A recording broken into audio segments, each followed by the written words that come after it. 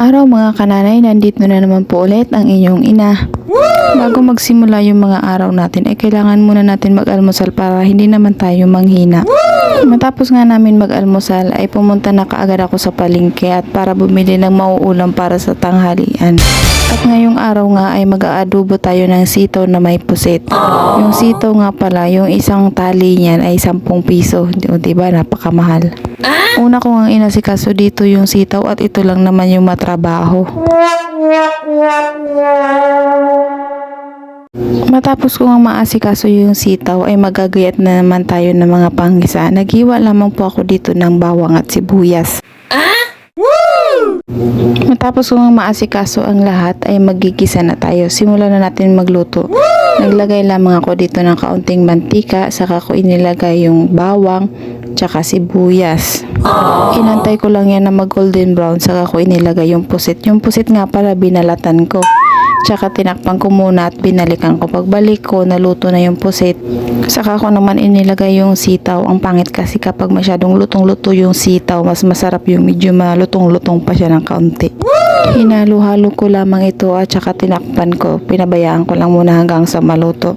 Pagkabalik ko nga ay luto na yung pusit tsaka yung sitaw. Saka ko naman inilagay yung toyo, yung suka, tsaka kaunting oyster sauce tapos paminta, panlasa.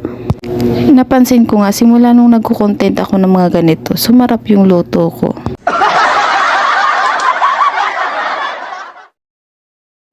Aminin nyo, mas gumaganda yung mga nanay kapag masarap ang luto. Yung tipong ang ganda mo na nga, ang sarap mo pa.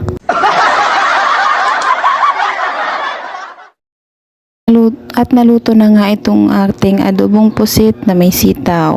Sarap. Makalipas nga ang ilang oras pagdating ng tanghali ay sinundo ko yung anak ko sa school nila. Pagkadating ko sa school ay grabe naman ang lakas ng ulan na yan.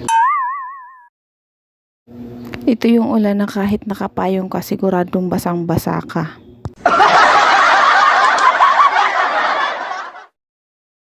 At masyado nga akong advance pagdating ko hindi pa uwian kaya nag-antay muna ako dito sa baba hanggang sa palabasin sila.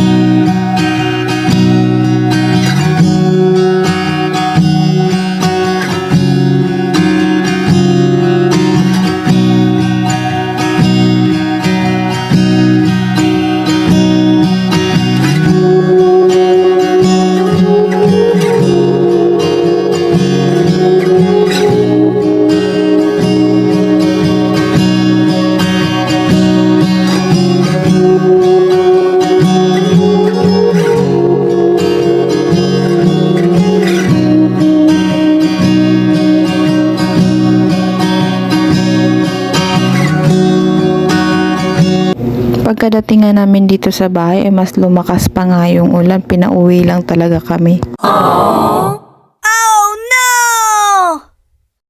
Makalipas nga ang halos 1 oras na pag-ulan at hindi nga ako nagkamali ng hula at bumaha na nga. Oh no!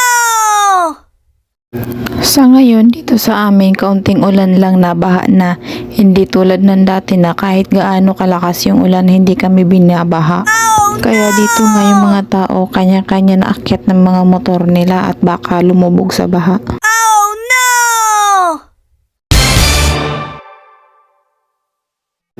At napakabilis nga ng tubig tumaas at ilang minuto nga lagpas tuhod na nga ito. Oh no!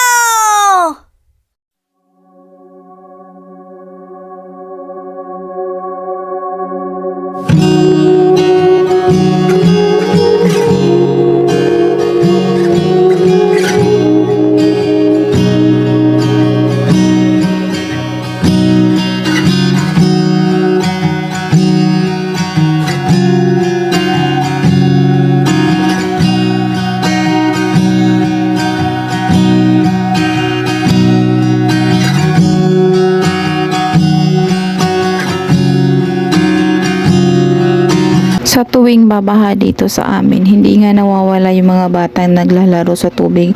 Hindi nila alintana yung mga sakit na pwede nilang makuha sa baha. Oh no!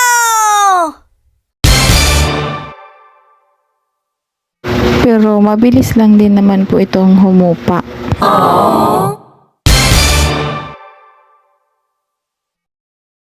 Makalipas nga ang ilang minuto lamang ay bumaba na nga yung tubig at nagsisimula na maglinis yung mga kapitbahay namin. At nakatingin lang ako pa video-video.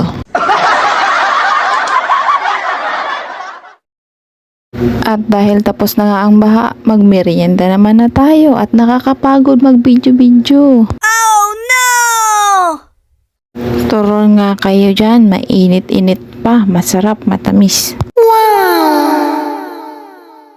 O siya, hanggang dito na lang. Hanggang sa muli, ako ang iyong sosyalirang ina. Patuloy niyo po sana akong suportahan at i-like at share ang aking mga video. Salamat! Ups!